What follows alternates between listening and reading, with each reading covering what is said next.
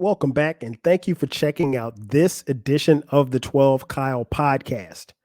I am 12 Kyle. Check this out. All right. So it's 2023 at the time of this recording. I mean, you didn't need me to tell you that. I mean, you could like look at your watch or look at the calendar. Um, but like it's a new year. And for whatever reason, at the turn of the calendar year, you always see people and you always hear people say, "Oh, it's a new year, new me." Yeah, but no.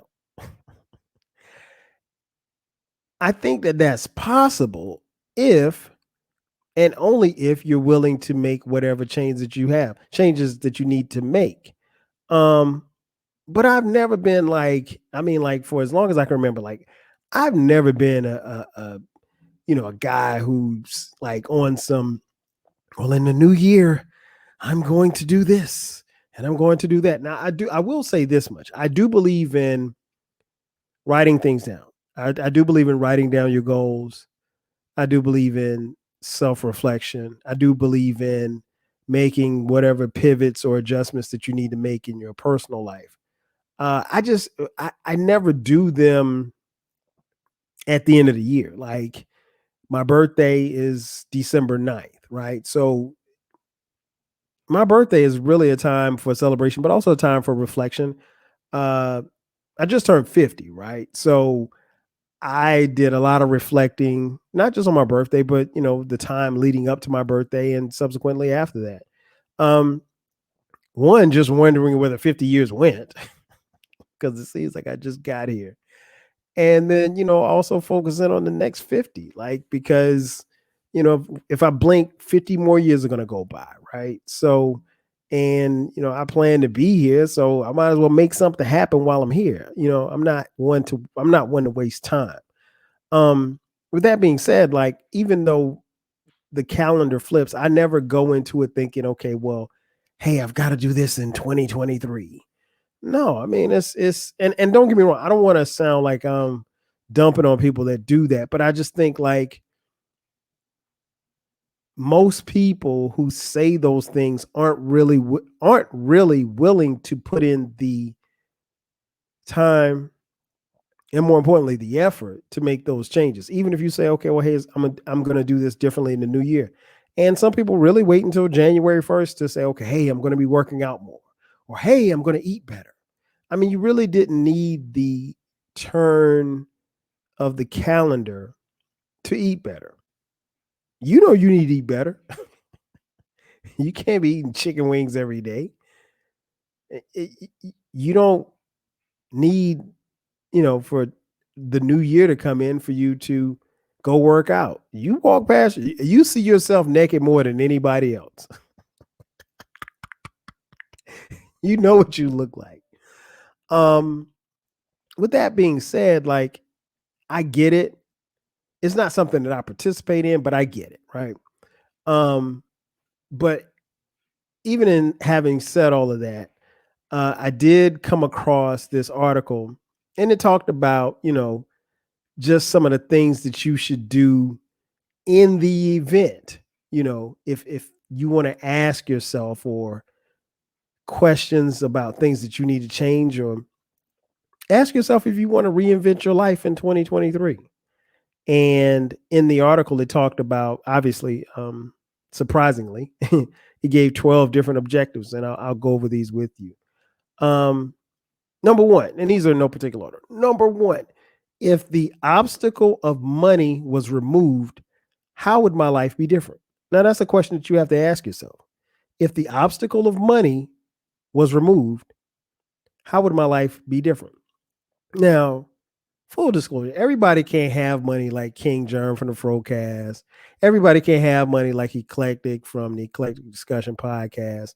I mean, we're talking tycoons here. I mean, like, you know what I mean? Like, we ain't on their level. So those are the people that really money is not an object. I mean, for most of us, money is how we make or not make things happen.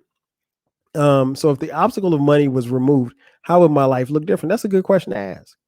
I think most people's lives would look totally different. I mean, uh, I'm a firm believer that most people live right at or above their means. Case in point, if you make 30,000 a year, you're probably going to live like somebody who makes 30,000 a year. If you make 75,000 a year, you're probably going to live like somebody that makes $75,000 a year. If you make 350 a year, you're going to live like somebody who makes 350 a year, and so forth and so on. I don't know anybody who makes 200,000 and lives like somebody who makes 30,000 a year. That's just me. I mean, call it what you want. Number two, what productive activities do I spend time doing for no reason other than they make me happy? That kind of goes into the area of hobbies. And I think we all need a break from things. Now, for some people, their break could be social media. I guess their break from reality or whatever, break from people. It could be video games. It could be, like, for me, it could be golf. And that's a productive activity.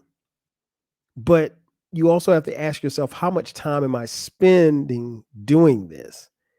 And am I being productive or as productive as I can be if I were to remove these things or at least increase these things?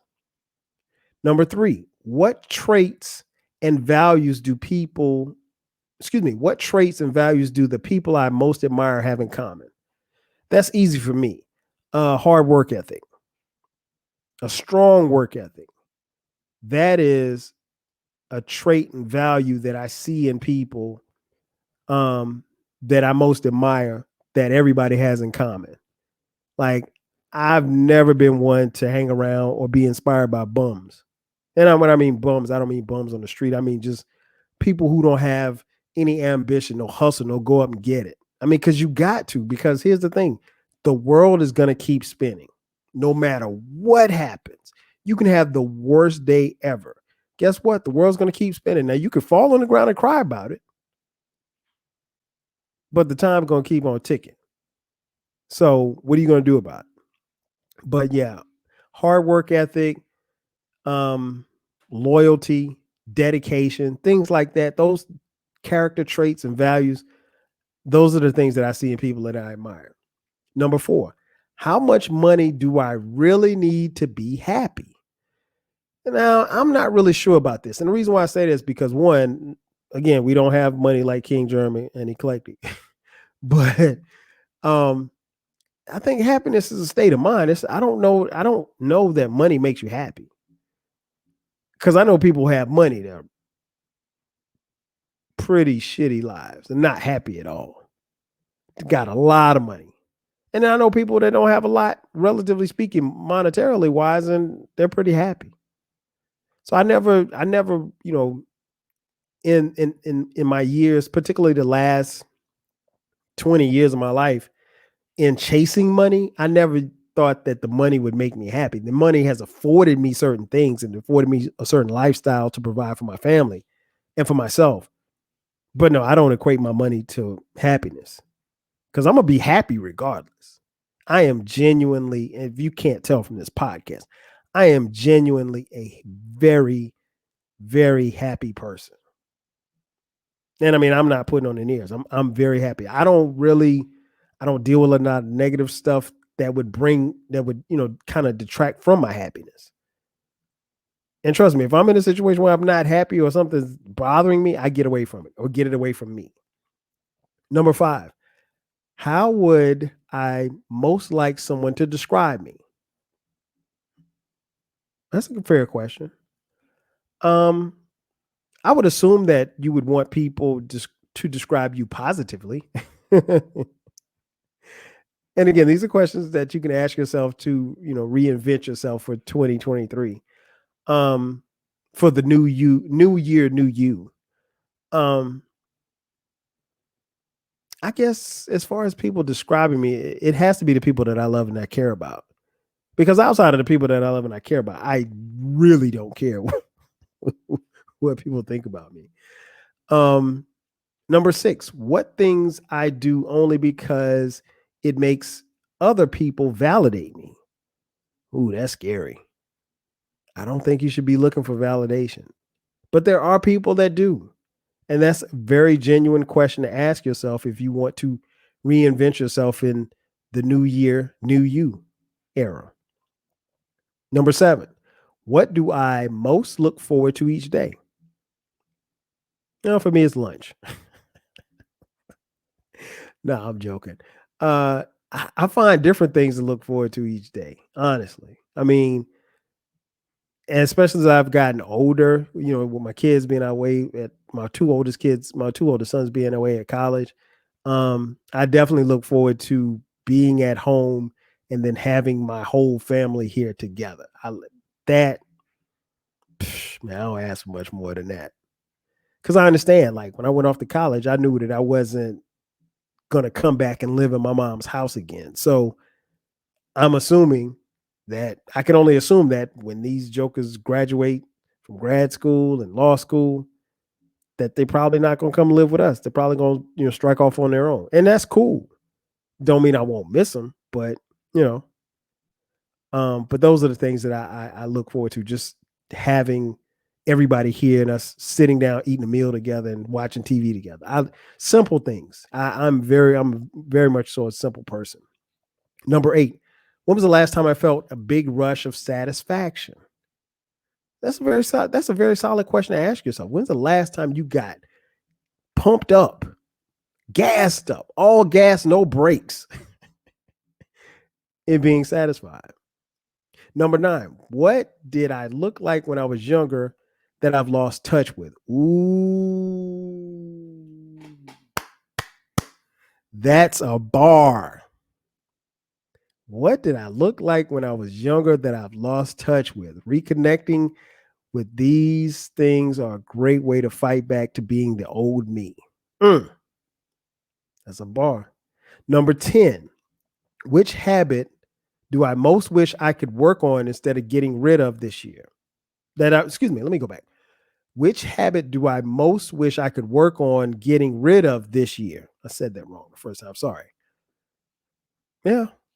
If you're going to reinvent yourself, you're going to have to shed some old habits in the new year, new you phase.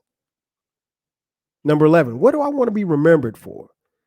I'll say this. Turning 50, that makes you kind of think like, like I've been on this planet 50 years. I would love to be on this planet another 150 years. The reality is I probably won't. So how are folks going to remember me? Not that I'm trying to leave anytime soon, because I plan to be here for a long time. But, as my man Nas said, today is the youngest that you'll ever be. So if it ends, or when it ends, how you want to be remembered? And last but not least, number 12, what would I be most sad to have never tried? I think you should try everything. Try everything that you've ever desired to try, because here's the thing. You want to, when it's all said and done, you want to die empty. And what I mean by that is you don't want to leave no stones unturned. You want to have done everything that you wanted to do, everything that you set out to do, everything that you tried to do. At least say you tried. It's a whole bunch of people that leave here and not, there's a lot of people here that don't try anything. I'll just put it like, Nadia, let's not even talk about leaving here. There's not a lot of people don't try anything. Try everything. Try everything that you want. Don't be afraid. The worst that can happen is you're going to fail, but even in failing, there will be a lesson. So yeah, those are some objectives. If you want to reinvent yourself in 2023 for the new year, new you. I hope you took notes. Ladies and gentlemen, that's going to do it for me. Thank you for checking out this edition of the 12 Kyle podcast. Be sure to subscribe to the podcast. The podcast drops each and every Thursday at midnight. Again, that's going to do it for me. I'm your boy 12 Kyle. I'll catch you guys next time. 5 G's.